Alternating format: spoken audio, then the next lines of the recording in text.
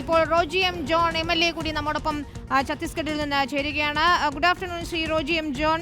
അവിടെ നിൽക്കുമ്പോൾ വലിയ ആശങ്കപ്പെടുത്തുന്ന രീതിയിലുള്ള ദൃശ്യങ്ങളാണ് കാണുന്നതെന്ന് മനസ്സിലാക്കുന്നു. കോടതിക്ക് പുറത്ത് ഇന്ന് കണ്ട പ്രതിഷേധം, ബജ്രംഗ് ദൾ വീണ്ടും ഭീഷണിയുമായി എത്തുന്നതൊക്കെ നമ്മൾ കാണുകയാണ്. ഇപ്പോൾ എല്ലാം ശരിയാക്കാമെന്ന് പറഞ്ഞ രാഷ്ട്രീയ പാർട്ടി പ്രതിനിധികൾക്ക് തന്നെ ഒന്നും ചെയ്യാനാകുന്നില്ല.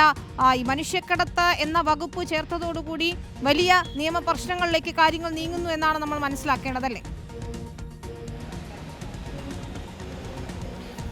ഇവിടെ തീർച്ചയായിട്ടും ഇന്ന് ജാമ്യം ലഭിക്കുമെന്ന പ്രതീക്ഷയിലായിരുന്നു നമ്മളെല്ലാവരും ഉണ്ടായിരുന്നത്. അത്തരത്തിലുള്ള വാഗ്ദാനങ്ങളും പ്രഖ്യാപനങ്ങളും ഒക്കെയാണ് നമ്മൾ ഇന്നലെ തുടങ്ങി കേട്ടുകൊണ്ടിരുന്നത്. പ്രത്യേകിച്ച് BJPയുടെ നേതാക്കന്മാരൊക്കെ നടത്തിയിരുന്ന പ്രസ്താവനകളൊക്കെ നമ്മൾ കണ്ടിട്ടുള്ളതാണ്. ഞങ്ങൾ ഇന്ന് ജാമ്യം ലഭിക്കുമെന്ന് എല്ലാവരും കരുതി, പ്രത്യേകിച്ച് ഈ സിസ്റ്റേഴ്സ് ഉൾപ്പെടെ ആ പ്രതീക്ഷയിലായിരുന്നു. പക്ഷേ ഇവിടെ നമുക്ക് കാണാൻ സാധിക്കുന്ന കാര്യം, പോലീസ് സ്റ്റേഷനിലും അന്നേ ദിവസം റെയിൽവേ സ്റ്റേഷനിലും ഒക്കെ പ്രശ്നങ്ങൾ ഉണ്ടാക്കിയ ബജ്രംഗ് ദളിൻ്റെ ആളുകൾ അവർ തന്നെ കോടതിയിൽ, നമ്മൾ കേട്ടുകേൾവി പോലും ഇല്ലാത്ത രീതിയിൽ കോടതി പരിസരത്തും വന്ന് വലിയ പ്രതിഷേധങ്ങൾ ഉയർത്തുകയും ഇവിടെ കോടതിയെ പോലും സമ്മർദ്ദത്തിലാക്കാനായിട്ടുള്ള ഒരു പരിശ്രമം നടക്കുന്നതുമൊക്കെ ആയിട്ടാണ് നമുക്ക് കാണാനായിട്ട് സാധിക്കുന്നത്. അപ്പോൾ ഒരേ സമയം ഇരയ്ക്കൊപ്പം നിൽക്കുന്നു എന്ന് പറയുകയും എന്നാൽ അതേസമയം വേട്ടക്കാരനോടൊപ്പം നിൽക്കുകയും ചെയ്യുന്ന സമീപനമാണ് അക്ഷരാർത്ഥത്തിൽ ഇവിടെ നമുക്ക് കാണാൻ കഴിയുന്നത്. ഇവിടെ ഇത് അനന്തമായിട്ട് നീട്ടിക്കൊണ്ടു പോകാനായിട്ട്, അല്ലെങ്കിൽ ഈ കന്യാസ്ത്രീകൾ ഒരു കാരണവശാലും പുറത്തിറങ്ങരുത് എന്ന ലക്ഷ്യത്തോടു കൂടി അത്രയും ഗുരുതരമായിട്ടുള്ള വകുപ്പുകൾ ചുമത്തി ഇവർക്ക് ജാമ്യം കിട്ടാതിരിക്കാനായിട്ടുള്ള ഇടപെടലുകളാണ് ഇവിടെ നിന്ന് ഉണ്ടായിക്കൊണ്ടിരിക്കുന്നത്. നമ്മൾക്കറിയാം, പൂർണ്ണമായിട്ടും ഒരു തരത്തിലും ഒരു തെറ്റും ചെയ്യാത്ത, മനസ്സിൽ പോലും വിചാരിക്കാത്ത കാര്യങ്ങളാണ് ഈ കന്യാസ്ത്രീകൾക്ക് മേൽ ആരോപിക്കപ്പെട്ടിരിക്കുന്നതും നിരപരാധികളായിട്ടുള്ള ഈ കന്യാസ്ത്രീകൾ ഇപ്പോൾ ജയിലിലടയ്ക്കപ്പെട്ടിരിക്കുന്നതും. അവർക്ക് പലതരത്തിലുള്ള പ്രയാസങ്ങളുണ്ട്. എത്രയും വേഗം പുറത്തിറങ്ങണമെന്നാണ് അവർ ആഗ്രഹിക്കുന്നത്. നമ്മൾ ഓരോ തവണ, ഞാൻ ഇന്നലെ അവരെ കണ്ടിരുന്നു, അതുപോലെ തന്നെ ഇന്നിപ്പോൾ അവരെ ഈ 2 സിസ്റ്റേഴ്സിനെയും കണ്ട് ദീർഘനേരം അവരുമായി സംസാരിച്ച് അവരുടെ കുടുംബാംഗങ്ങളോടൊപ്പം കണ്ടിട്ടാണ് ഇപ്പോൾ നിൽക്കുന്നത്.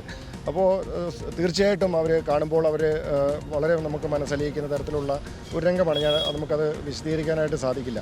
അപ്പോൾ എത്രയും വേഗം ഇവരെ പുറത്തിറക്കണമെന്നുള്ളത് നമ്മുടെ ആവശ്യമാണ്.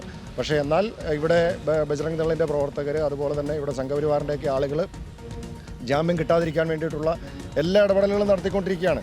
പക്ഷെ ഞങ്ങൾക്ക് കോടതിയിൽ പ്രതീക്ഷയുണ്ട്, എത്രയും വേഗം ഇവരെ പുറത്തിറക്കാൻ വേണ്ടി. മേൽക്കോടതി എപ്പോഴാണ് സമീപിക്കാനാവുക? വിധിപ്പകർപ്പ് കിട്ടിയോ? എന്താണ് തുടർ നിയമ നടപടികൾ, നിയമനീക്കങ്ങൾ?